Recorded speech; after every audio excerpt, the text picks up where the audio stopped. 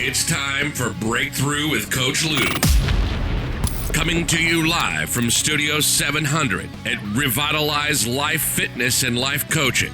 Coach Lou will help you break through anything that's stopping you. Are you ready to get the body, the energy, and success you deserve? With no further ado, here's Coach Lou. Welcome back to Breakthrough with Lou this morning for our Monday motivation.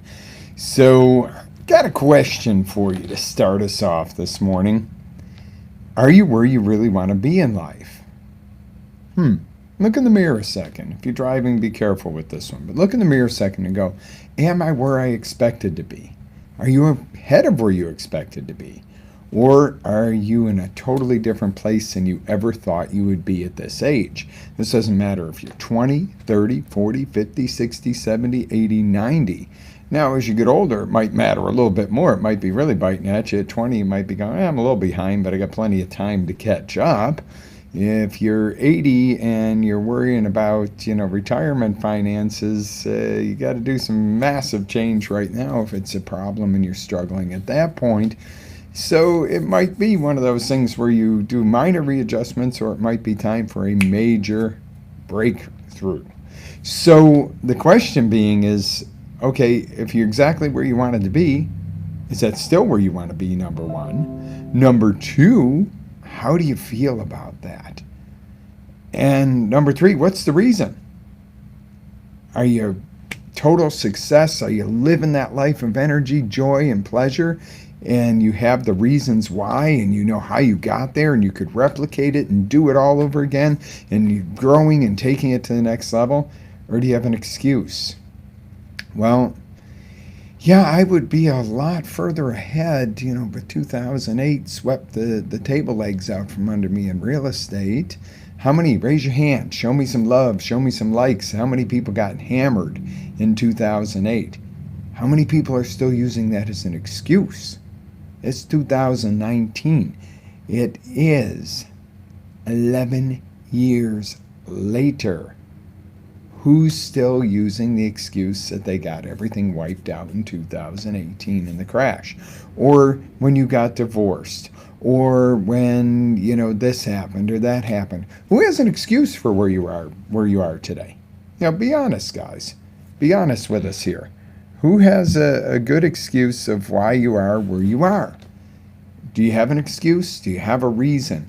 See, we tend to term it differently in our heads. We have excuses when we screw up, or when we don't do it, or we're not where we want to be, or we feel there's something outside of us holding us back. Where in success, we have reasons and whys. I'm successful because. If you screw up or you're not in the right spot, you're like, well, if this hadn't. Usually if you have an if then, that's an excuse. If you have a this is why, that is your purpose, your reason, your why that drove you to get there. Are you with me on this one? Okay, so we recently talked about the one thing that is equal in this world, and that is time.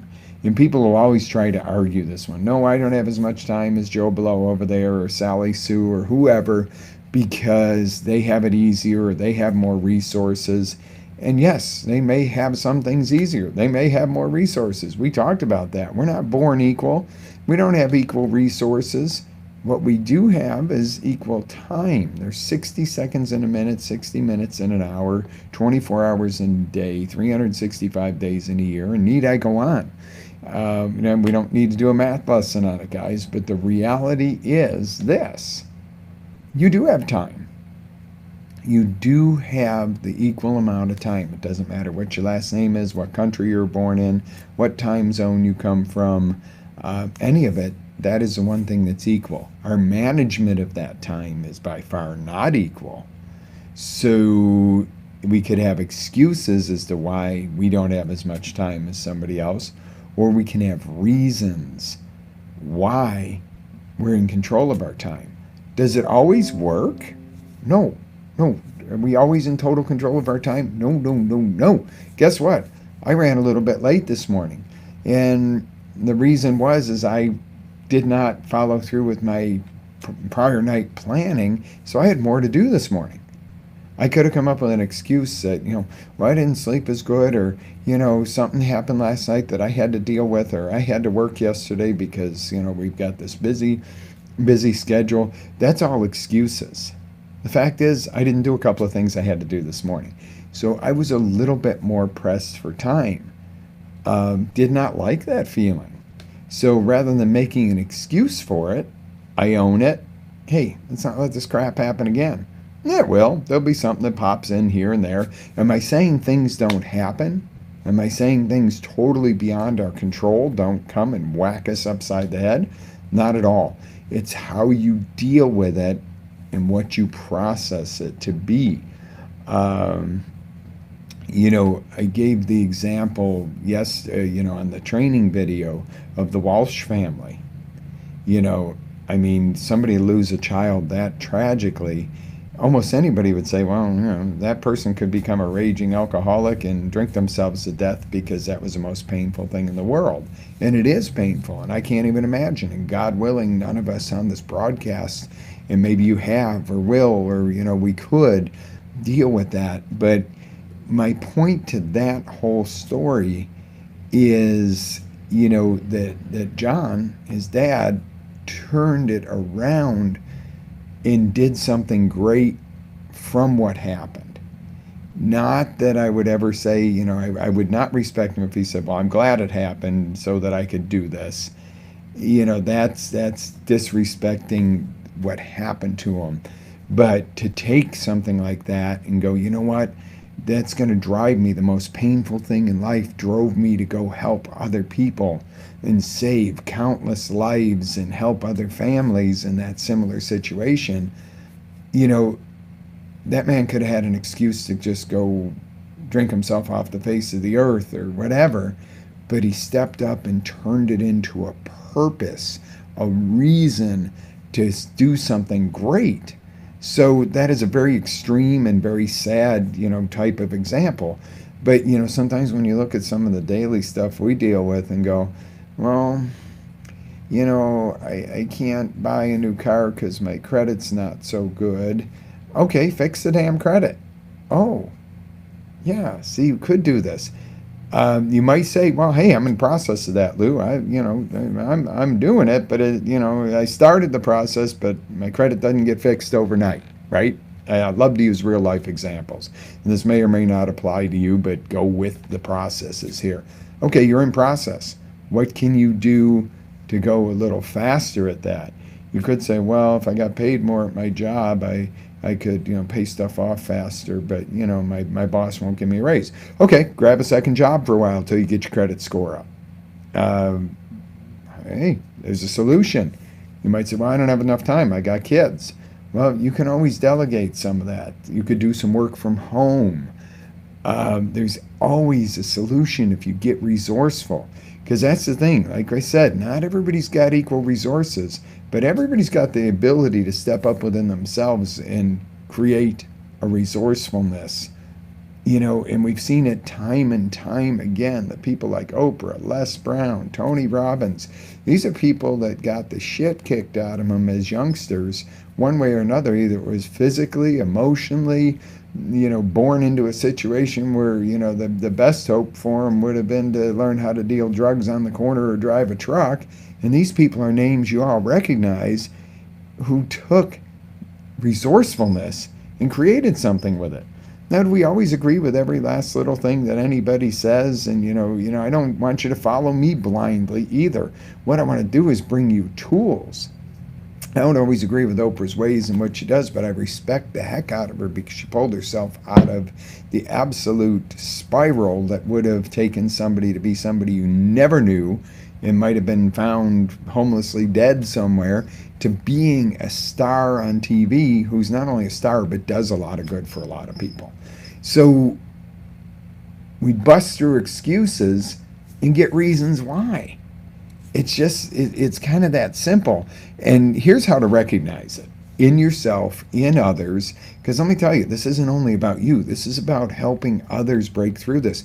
If you're a manager, if you're a business owner, if you're in a relationship, a parent, if you're breathing, you got to realize you're going to be working with other people. You're going to interact with other people at some point. So this isn't only for you. This is to recognize the signs in others and help guide them and be in a leadership role as well. If somebody says to you, I can't because, fill in the blank, whatever it is, and that is BS, belief system, I can't because is a sign that they're using an excuse. If they also use something that's a term like, you are so lucky because you are 6 foot tall and you're a better basketball player than me, or you were born into a good family and I and had a mom and dad and I was an orphan. There again, those are excuses. You can tell those lines. I can't because, or you're so lucky, or you're able to because. That is an instant sign of excuse. Now, if somebody says, oh my God, the Tony Robbins had this great success story from having a really tough childhood, and I want to learn more. I want to, study what he did to become so successful. That is somebody who is looking for answers, looking for breakthrough, looking for reasons why to succeed. It's okay. You're not being envious. If you look at somebody who's succeeding in something you want to succeed in, and you model them and you study them and ask for help, and you go, I want to be more like you, that's okay. That's getting resourceful. That is taking it to a next level. You're not using excuses and going, well, if I had your money, your looks, your this, your that. Those are excuses. That's bullcrap. I love it when people use looks. Oh yeah, it's easy to succeed when you look great. You know what? We've all seen people who look beautiful who are not really taking care of the natural beauty they have, and it's a turnoff. And then there's people that are not naturally beautiful by our standards, but do so much with what they have that they become beautiful. Make sense? So there's a lot to be said for this. And you hear me talk about BS a lot. Sometimes it's bullshit. And, I'll call bullshit when it's bullshit. But what it really stands for is belief systems. And our belief systems can be bullshit. But what you believe is going to drive you to your success or to your failure. If you believe you can, remember the old Ford saying, if you believe you can, you're right. If you believe you can't, you are right. These belief systems drive everything. Now, am I saying when we're talking about this that some people don't have bigger challenges than others and some people don't have advantages outside of themselves than others? Hell no. There's not equality in a lot of this. It's what you do with it. It's a responsibility you own rather than an excuse. There's some interesting stories that have come out recently that have proven, this big war going on amongst police and, everybody and this government agency and this party and that party. The reality is you put two people in a situation of mutual respect as human beings and let them interact. It doesn't matter. Name, color, creed, religion, which party you belong to. If you have mutual respect for people and you look for the best and you stop making excuses and blaming other people, suddenly the playing field comes a lot more even and it's a lot easier to help each other grow than it is to resent and use an excuse that, well, I can't be because, or you got because. That creates animosity and resentment in our world, looking and going, okay, I am going to take responsibility for my actions, my growth, and lending a hand out to help others grow and contribute. Wow, you change a world like that. You don't just change a day, you don't just change a week, you change a world by doing that. So there are countless examples of people who have broken through, the things that, the ever living hells, and have become great. And there's countless examples of people that were born with everything that are total screw ups. I mean, you see it if you watch the news and the media, which I really suggest you stay away from, other than basic needs, because it can be very biased. People love to do the excuse thing, the Jerry Springers of the world. Everybody on there's got a reason that somebody else done them wrong. Well, guess what? If you keep focusing on how everybody's going to done you wrong, you're going to done yourself wrong. Okay, and I'm making that stupid analogy, but I mean, you get some people on there that it's like, oh my God, are you really wasting airtime on something like this when you could be pushing something to help people step up? And the greatest thing is the people that have been through some of the worst things have become some of the best leaders, the best coaches. When you walk it, you can talk it a whole lot more easy. Does that mean that every challenge you may have as your coach, I've got to go walk it before I can do it? No, but there's similar patterns. Instead of recognizing specific situations when you're dealing with stuff, start to look for patterns in behavior, patterns in vocabulary with people, changing one word, switching it around from a not to a do and stuff like that can make all the difference. The self-talk, the internal dialogue can make all the difference. I had a shitty belief before. And I'll share this with you, and I don't share this with everybody, but now I am. When I first got down south here, I had, every reason in the world why it was tougher for me. I'm a northern boy. I would have this attitude, and I'd go, I have to work twice as hard to get half as much as anybody else in what I'm doing. And it was a jealousy, and not a real jealousy, but an excuse. Well, if I had been born here, if I knew so and so, it was just a load of crap. But you take that and you flip that around and go, I'm in control of my destiny. The effort that I put in in how I term things and how I believe is going to shift my outcome. There's lots of people that were in the same boat, but it's all about a belief. How do you succeed when you think you got to do twice as much for half the result as everybody else around you? My God, you're going to burn yourself out. And I was burning myself out. Now I realized one day that it's not about competing with other people. It's about competing with my best. How can I do better today than yesterday? But even more importantly, what I learned along the coaching journey is how can I help others do the same? When you do that, it's like a mirror. It reflects right back on you. You help somebody else, it gives back to you tenfold. And now what I'm going to say, and I'm going to say this loud and effing clear right here, is helping somebody else does not mean handouts. Okay, and our governments of all types should learn this. You don't hand it out. Somebody hits a really rough spot, you give them a hand up, then you teach them how to stay up. You teach somebody how to take care of themselves, you teach somebody how to be resourceful, and that is true help. That is the only gift you can really give. If you just keep handing out and handing out, you don't teach anybody to grow. So transformation is easier than you think. It's just like, ask a better question. So maybe something like, now that I've learned to conquer X, what am I truly capable of? What does it take to make the next thing happen?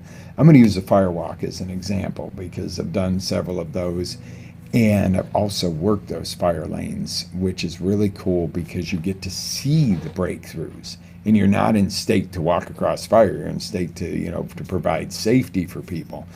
But the whole thing with that is somebody comes up and they're like, oh my God, I better walk on fire. They're pooping their pants over it. You get across that fire line and you're like, you celebrate so hard and you go, oh my God, if I can do that, what else can I do? So whenever you do something that makes you grow and step away from an excuse, you go, oh my God, Well, what else can I do? I've been afraid of this little part of my life, asking the boss for a raise, or, taking a leadership position, or, stepping outside of your comfort zone and starting a business. You've got all these things where you go, ooh, I don't know, it scares me. Then you go storming across a lane of 1200-degree fire, and you go, if I can do that, phew, this other stuff ain't so bad. That's what I'm talking about. Am I saying you got to, walk across fire? No, maybe go jump out of an airplane, or, maybe do something that breaks you out of your comfort zone, that makes you realize how much more you're capable of. Excuses are like magnets that hold you down. Getting out of your comfort zone and creating a larger sphere of environment that you can handle. You never go back. You walk across fire, you jump out of an airplane, you hop out of a corporate career you hate and jump into a business, and you got to work your guts out, and you fail a few times, and you build this circle. Every time you step out to get a challenge, it doesn't shrink unless you absolutely stop taking action. You will become this person. And I'm not saying weight.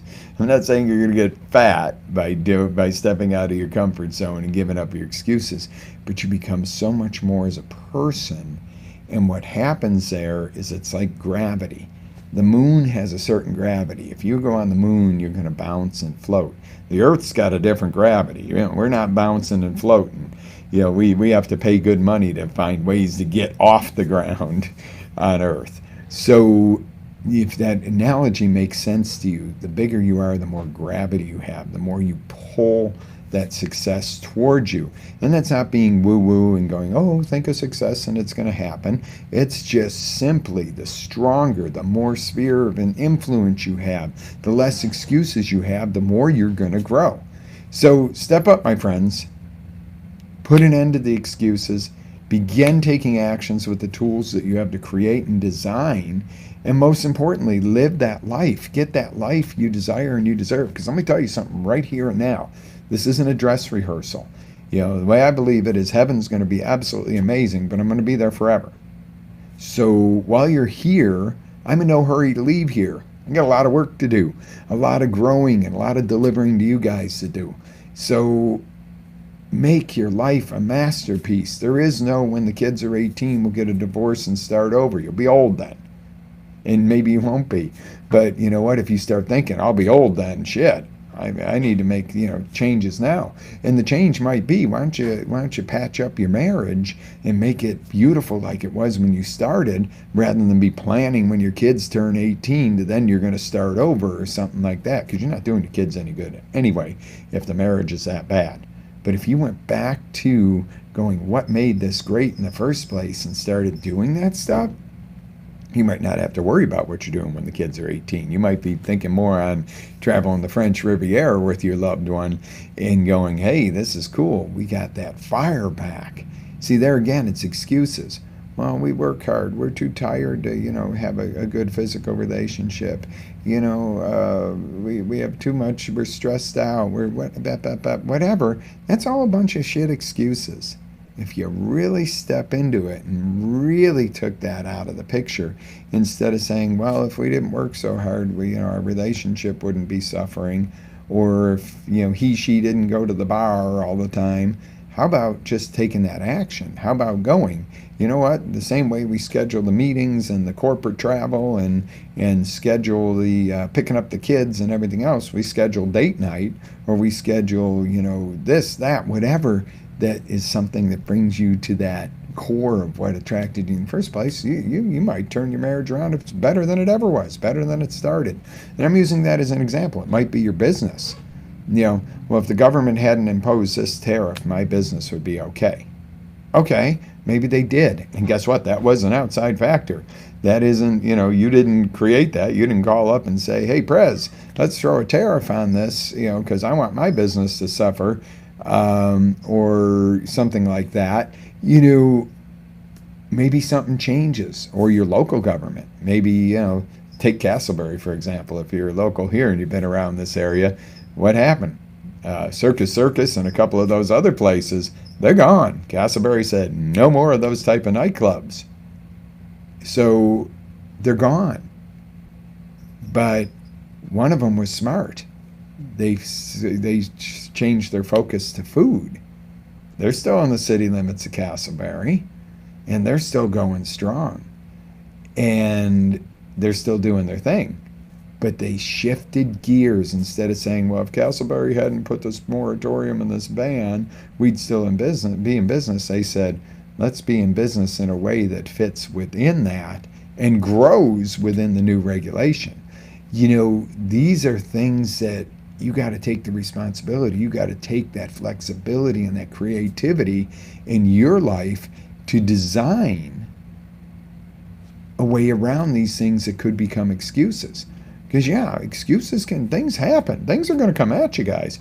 If you're in business, if you're married, if you're in a relationship, if you're a parent, if you're a child, if you're breathing, things are going to hit you sometimes that you don't count on. Things are going to seem unfair. Things are going to seem impossible. And if you term them unfair, impossible, blame somebody else, blame the government, blame the economy, blame your spouse, blame your boss, blame your manager, blame your business partner, whatever you want to blame, you're back to the excuses. What's the solution? Let's focus on solutions. And it's the same way with our society today. Everybody wants to blame XYZ for this. It's the cops. It's this group. It's the government. It's the current president. It's the last president. Any of them perfect? No. Everybody screws up sometimes. Everybody makes the less desirable decision sometimes. Sometimes we have two options and none of them are great. And I've heard it put that, you know, if you only have two choices, you don't have choices. You have a dilemma. 3, 4, 5, 10 or more options. Now you've got options. So create those. There's never a point when it's so black and white with anything that it's just A or B. There's always options in there. So let's kick the excuses, kick them to the curb. You know, make it an excuse. Say, you know, my excuse is I don't do excuses anymore. When people ask you why you're so driven, tell them my excuse is I don't have excuses anymore. But not really. Let's term that differently. My reason, my why, is that I've gotten rid of excuses. Stuff is going to happen. You're going to make mistakes. Stuff is going to get left undone. Schedules are going to change. Train gates are going to get stuck down. Car accidents are going to happen on I-4. And guess what? You're going to be late for a meeting. You're going to be late to pick your kids up. Something's going to happen. And there's a reason that happened. And it was outside of your control. But you know what? You just simply say, I hit traffic on I-4. There was an accident. I'm here now. Not, if there hadn't have been, I would have been. No, just cut the shit. Stop using that if then and just say there was and. This is how I'm handling it. Sorry, teacher, you had to spend 15 more minutes with my kids. They had I-4 closed down and, you know, is what it is. And I'm here now and I'm taking action. I'm taking the kids and I'm thanking you. And this is where we all fall short a lot of times. And I'm thanking you for taking that extra time to accommodate my outside situation. That's not an excuse, but something that might have offset the schedule of the day. But you know what? A lot of times, rather than making excuses, thank somebody for helping you through a situation that maybe came at you that was outside of your control. And so let me tell you something. I'm going to leave you with this little story. Coming back from the dump the other day. Yes, I still do joyous physical work like taking truckloads of stuff to the dump for the auction house. Although I do listen to positive stuff on the way up there, so it helps. But I'm coming back and I was tired. And for some reason, I find myself in the third lane, which is not a turn lane. Two things are going on. I was a little unprepared and a little bit in a hurry and failed to figure out that I really needed gas. There's no restrooms at the dump. So I really kind of wanted to get to Wawa in a hurry. Well, guess what? I'm in the wrong lane to do this. I could try to just shove myself in front of the person, the car next to me, and I can get over there. And I can say, it's because this damn street's under construction and, you can't tell anymore, which lane is which. But I could have blamed that. And honestly, I couldn't tell which lane was which, but, it wasn't that. I should have paid more attention. So it's on me. I rolled my window down and I said to the ladies in the car next to me, "Excuse me, ladies, would you mind?" I said, "I simply thought that I was in the turn lane and I'm not. Would you mind if I could please go in front of you? Because I really need to get to the gas station over there. And to get back to it would have been a major ordeal." And they were like, "Absolutely." They said, "You know what? Thank you so much for asking rather than just like trying to shove your vehicle in front of ours like most people do." And I was like, "No, thank you. I really appreciate this. And I don't want to be that guy." But, and even after I went in and, made the turn, they were beeping and waving and we waved back and forth. And it was like, wow, that was a great interaction. That felt great rather than, people going, "Screw you, idiot," trying to get in the lane or cutting off and not even saying thank you. Or when you let somebody in and they don't say thank you, that's a little bit of a pet peeve of mine. If somebody lets you in, somebody does something for you, give them a genuine thanks, and the world will be a better place. Don't use excuses that, well, I was in a hurry, so that's an excuse. Again, get rid of these excuses, guys. But the cool thing was, of course, our company name and logo is all over that truck too.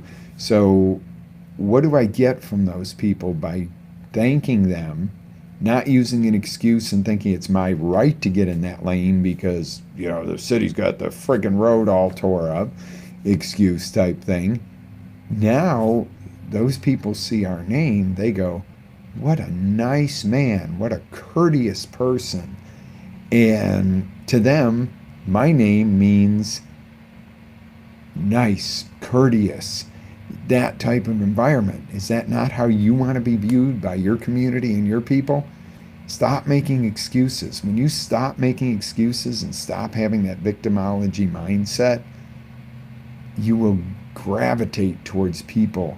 And when you learn the two freaking best words in the world are thank you, or the four best, thank you very much, with a genuine thank you, you will find you will open more doors.